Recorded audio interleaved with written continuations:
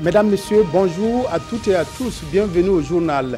Les opportunités de coopération entre le Burkina et l'Organisation de la coopération islamique révisitées lors de la visite du Premier ministre Paul Kabatieba en Arabie Saoudite, l'OCI promet de renforcer son partenariat avec notre pays. Des produits avariés vendus à des élèves de Ouagadougou par des commerçants peu scrupuleux. La police municipale a saisi des boîtes de conserve et du lait qui étaient transformés en sandwichs servis pendant les récréations. Mais tout d'abord, de nouvelles nominations dans la hiérarchie militaire. Le président du Faso a signé hier 6 décrets nommant des responsables de l'armée. Ainsi, le colonel-major Léon Traoré devient chef d'état-major de l'armée de terre. Le colonel-major Moïse Minungou est nommé commandant du groupement central des armées. Le colonel Marie-Omer Bruno Tapsoba devient chef d'état-major de la gendarmerie nationale. Le colonel Souleymane Ouedraogo occupera désormais le poste de chef d'état-major adjoint de l'armée de l'air. L'intendant-colonel-major Jean-Baptiste Parkouda est nommé directeur central de l'intendance militaire. Enfin, le colonel Salif Tenguiri est nommé directeur central du matériel de l'armée.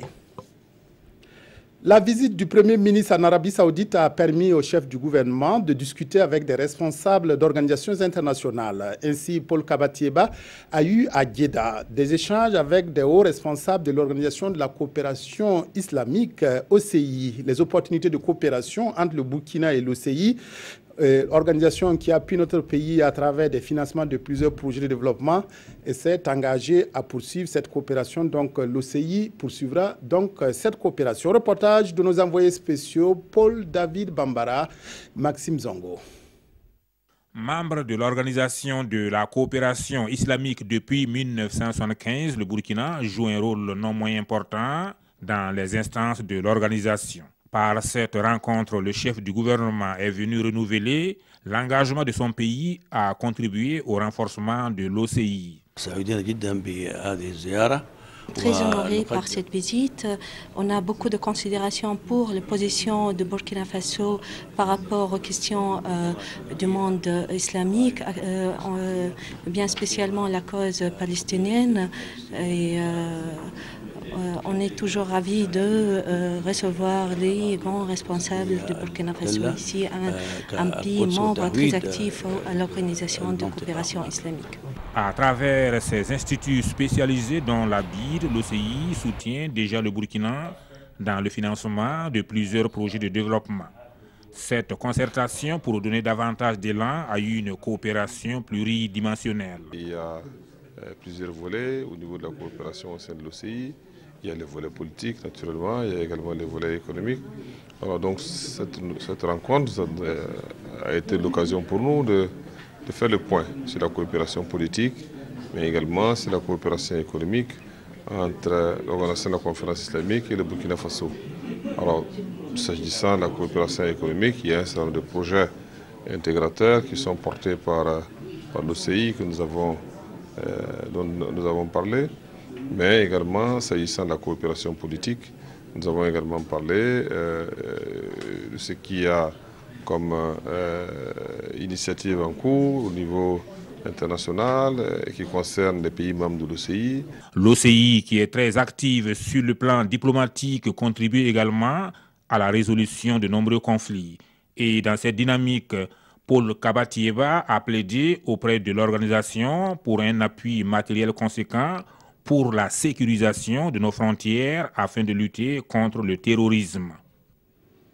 Les élus locaux bénéficient à Bobo Dioulasso d'une formation sur la coopération décentralisée. Cette rencontre s'inscrit dans le cadre du projet dénommé Partenariats municipaux pour l'innovation en développement économique local, un projet du gouvernement canadien à travers la Fédération canadienne des municipalités. Il devrait permettre d'identifier avec les maires les projets innovateurs pour l'amélioration des conditions de vie des jeunes et des enfants. Reportage à Bobo Dioulasso, Billy Doubazongo à Addis Abeba.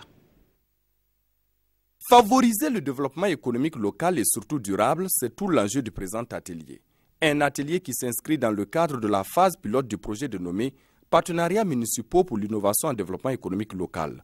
C'est le fruit d'une coopération décentralisée entre la Fédération canadienne des municipalités et l'Association des municipalités du Burkina Faso, AMBF. Bien, le projet concerne le Burkina Faso, mais également ça concerne des communes au niveau de la Côte d'Ivoire, notamment Korogo et Ferkessédougou, également du côté du Mali avec la commune de Sikasso et même la région de Sikasso. On va voir avec les deux municipalités, on va voir exactement c'est quoi leurs besoins. Et puis je pense que c'est pas vraiment nous à décider pour Solange. On est un partenariat, on va décider tous les deux ensemble. Oui, c'est tout gagnant-gagnant. On va recevoir, puis c'est sûr et certain qu'il y a des choses que nous, on va profiter. Et pour cette phase pilote donc, ce sont les communes de Bama, de Banfora, de Bobo-Dioulasso et de Manga qui sont concernées. Banfora et Bobo-Dioulasso sont sur la composante, ce qu'on appelle le DER, le développement économique régional. Et Manga et Bama sont sur la composante DEL, c'est-à-dire le développement économique local. Alors bien sûr, c'est une question de recherche de domaine d'action dans le domaine de l'économie locale, mais sur des projets innovants. Alors ça devrait s'axer fondamentalement sur les projets qui concernent la jeunesse et puis les femmes. Cet atelier marque également le lancement officiel du projet. Et 2 jours durant, les participants vont jeter les bases de ce partenariat, à savoir définir ensemble les objectifs communs et identifier les activités à mettre en œuvre les 5 années à venir.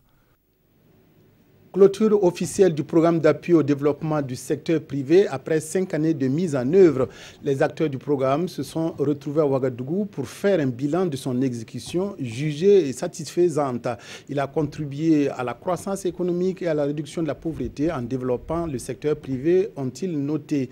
Plus de 7 milliards de francs CFA ont été mobilisés pour des études, la formation et l'acquisition de matériel. Urbain Sommet, Maïmouna Traoré, reportage. Le département technologie alimentaire de l'Institut de recherche en sciences appliquées et technologiques a bénéficié de l'accompagnement du programme d'appui au développement du secteur privé pour financer ses activités. Au total, une dizaine d'entreprises ont bénéficié de son appui pour améliorer leurs services. Les interventions du programme ont porté sur des études, des formations, l'acquisition d'équipements de laboratoire, de matériel roulant et informatique. À l'heure du bilan, le comité de pilotage note des motifs de satisfaction. Le taux d'absorption du budget est de 88% et 94% des activités ont été réalisées. Ce sont des structures qui ont besoin effectivement de moyens, d'équipements nécessaires pour accomplir effectivement donc ce travail-là. Et l'Union européenne a bien voulu mettre à notre disposition des équipements vraiment de qualité pour accompagner. Véritablement, il y a des résultats tangibles et concrets. Le beurre de karité, le miel du Burkina Faso, on peut dire que c'est un résultat de ce projet. Le programme d'appui au développement du secteur privé a permis de combler certains besoins, mais il reste l'épineuse question du financement des entreprises. Là, le Burkina Faso peut encore compter sur l'accompagnement de l'Union européenne. Il y a un deuxième projet qui est à l'étude et qui devra comprendre une analyse précise de ce qui peut être fait pour aider le financement des entreprises petites et moyennes qui veulent se développer et qui ont besoin d'un appui des banques et d'organismes spécialisés. Le projet d'appui au développement du secteur privé a été financé par l'Union européenne dans le cadre du 10e Fonds européen de développement. Plus de 7 milliards de francs CFA ont été mobilisés. Assemblée générale de l'Observatoire national du foncier hier à Ouagadougou. Rencontre destinée à faire le bilan des actions mises en œuvre l'année dernière. Le bilan est jugé satisfaisant puisque un principal acquis a été engagé. Il s'agit de l'expérimentation d'un projet pilote d'une application mobile pour la sécurisation foncière. La réunion a aussi procédé au renouvellement des membres du conseil d'administration de l'Observatoire. Reportage Césaire Carrefour, Vincent Tiendre-Béogo. Les membres de l'Observatoire national du foncier font ici le bilan de leurs actions. À cette session, il a également été question du renouvellement des instances et c'est Albert Guigman qui préside désormais le conseil d'administration de l'Observatoire. Les conclusions des travaux permettent de dire que les résultats enregistrés ont été à la hauteur des attentes. Tous les points inscrits à notre agenda ont été exécutés de manière efficace. Au titre des résultats engrangés par l'Observatoire pour remédier aux problèmes liés au foncier, le président se réjouit de la mise en place de l'application mobile. C'est un outil relativement simple parce que ça fonctionne avec un téléphone Android que l'on peut coupler avec un GPS.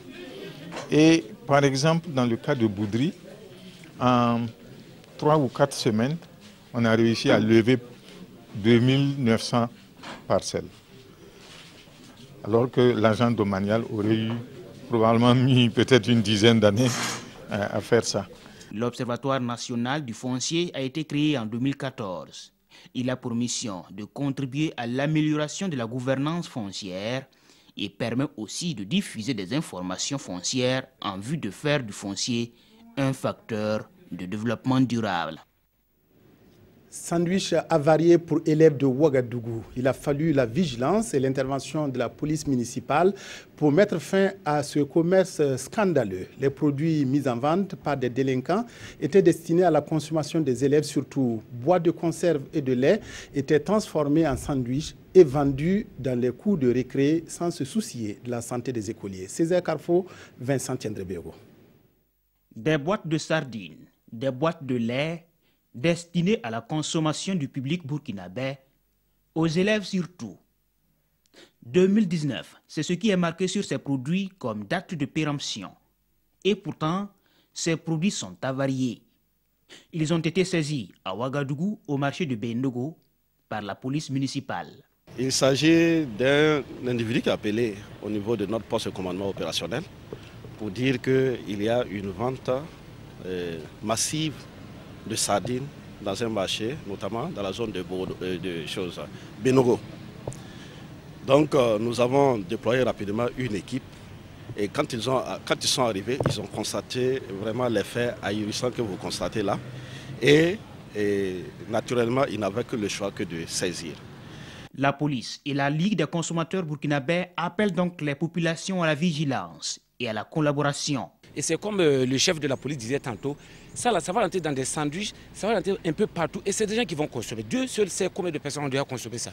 Et nous condamnons, mais nous félicitons aussi nos forces de défense et de sécurité qui ont fait ce beau travail. C'est-à-dire que c'est à la population de dénoncer. Si on ne dénonce pas, on va terminer dans les tombes et ça ne serait pas intéressant. Les auteurs de ces actes ont été mis aux arrêts et la police procédera à l'incinération de ces produits impropres à la consommation.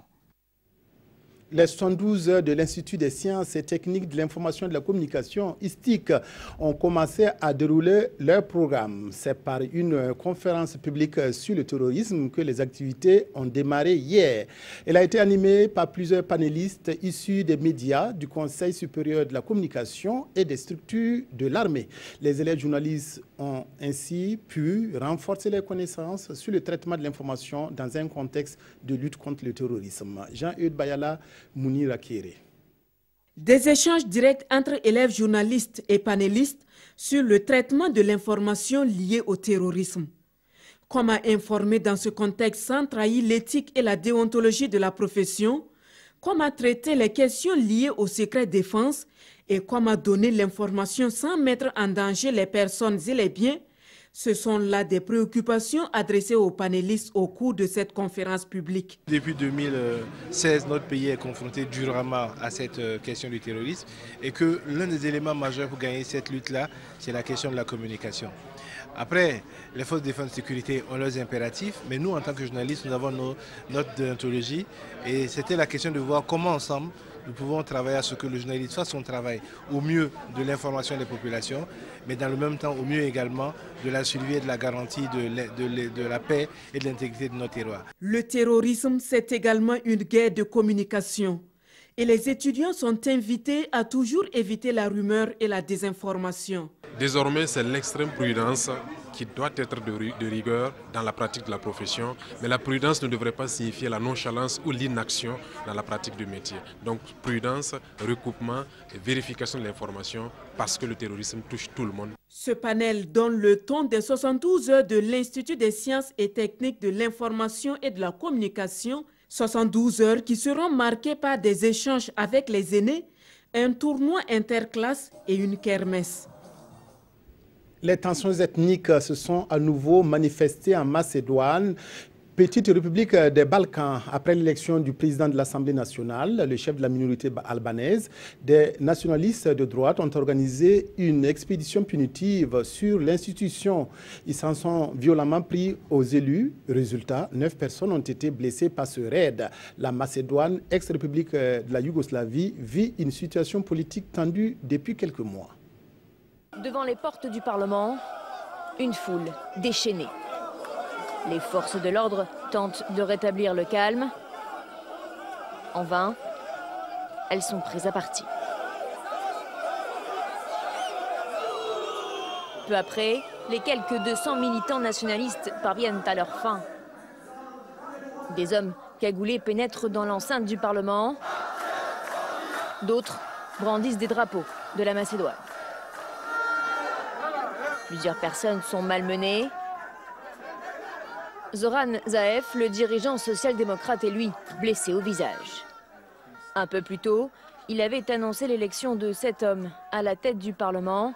Talat Xaferi, un albanophone de 55 ans, le premier issu de la minorité depuis l'indépendance du pays en 1991. Cela fait plusieurs semaines que la colère gronde. Les nationalistes ne veulent pas d'une coalition regroupant les sociaux-démocrates et les représentants de la minorité albanaise. Ils y voient une atteinte à l'unité nationale du pays. Cette solution semble pourtant être la seule pour permettre la constitution d'une majorité gouvernementale. Le pays est sans réel gouvernement depuis 2015. Des élections ont bien eu lieu en décembre dernier, mais n'ont pas encore débouché sur la formation d'un gouvernement. Le report du procès du dernier gouvernement Tiao au 4 mai prochain est commenté par les journaux qui reviennent également sur la condamnation de Hissène Habré en appel hier à Dakar. La revue de presse est signée Théoboum Evelyne Dabiré. Procès du gouvernement Tiao, le quotidien rappelle qu'il a été renvoyé au 4 mai 2017 sur demande du barreau et insistance des avocats qui argumentent que la nature de la haute cour fait qu'il faut éviter la précipitation. En effet, les jugements rendus par cette cour sont sans voie de recours, explique l'Express du Faso. L'observateur Palga signale que les deux Baba, à savoir Baba Diémé et Baba Ama, sont sans avocat. Question du journal, est-ce une question d'argent ou bien cela procède-t-il d'une volonté de montrer qu'ils n'ont rien à se reprocher ou encore qu'ils n'ont pas besoin d'être défendus par une tierce personne? Difficile de le savoir, répond ce journal. À voir dans Sidoya les photos des accusés présents à l'ouverture du procès, celles des absents et celles de ceux bénéficiant d'un non-lieu. Autre lieu, autre procès, celui de Hissène Habré. Les rideaux sont tombés sur 20 ans de procédure judiciaire avec un soulagement pour les parties civiles qui ont engagé depuis des lustres un véritable marathon pour que justice soit faite, rapporte l'observateur Palga. Ce journal explique que durant l'exercice du pouvoir de Habré, sa fameuse DDS a fait 40 000 morts et d'innombrables disparus. Quant aux autres accusations, au moins, on lui aurait épargné celle infâme de viol, poursuit l'observateur Palga. Mais, remarque aujourd'hui au Faso, ni le silence théâtral de Habré, ni son comportement d'enfant capricieux n'ont servi à le disculper. Le verdict prononcé par les chambres en 2016 a donc été confirmé et Habré a été condamné à la prison à vie pour crime contre l'humanité, explique aujourd'hui au Faso. Ces chambres africaines ont relevé un défi qui mérite d'être salué, analyse aujourd'hui au Faso. Et s'il y a d'autres Hissène Habré en Afrique, qu'ils soient désormais traités comme tels, ainsi soit-il, conclut ce journal. Ainsi s'achève également ce journal. Merci de votre aimable attention à la RTB. Excellent après-midi à toutes et à tous.